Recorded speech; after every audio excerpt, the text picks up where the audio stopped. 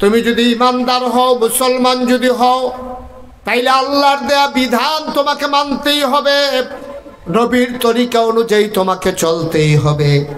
এর বাইরে যাওয়ার ইমানদার মুসলমানের কোনো সুযোগ নাই, ঠিক কিনা?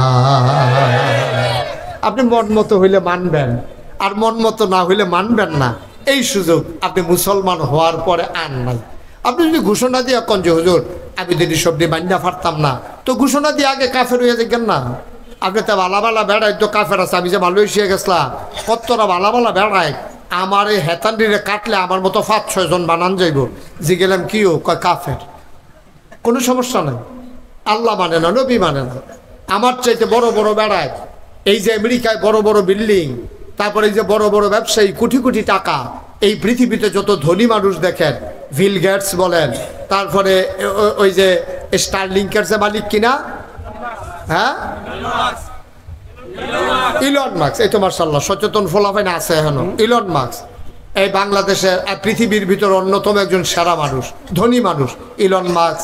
তারপরে আপনার আম্বানি, আদানির গ্রুপের মুকেশ আম্বানি, তারপরে গিয়া আপনার মুকেশ আম্বানি, আদানি, তারপরে পৃথিবীর বিল গেটস, যত বড় বড় ধনী, একজনও কইলাম মুসলমান নাই।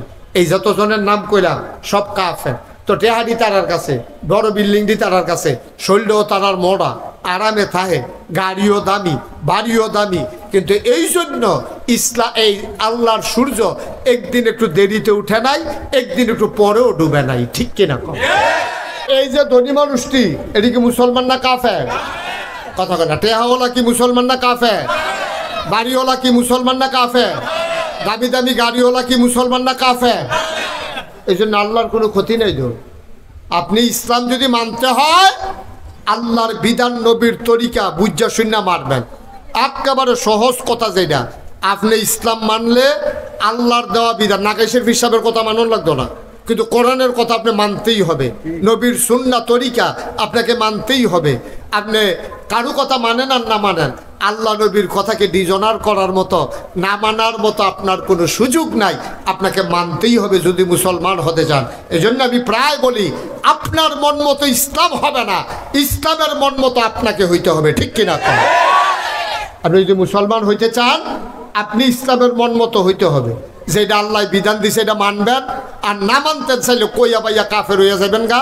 ভালা ভালা বেড়ায় কাফের আছে, তার লোকে আপনিও থাকিয়া দেখেন আরো ভালো হন যায়নি, চেষ্টা করেন। কিন্তু মুসলমান হইতে হইলে আল্লাহর বিধান, নবীর তরিকা মানতেই হবে, ঠিক কিনা? কর।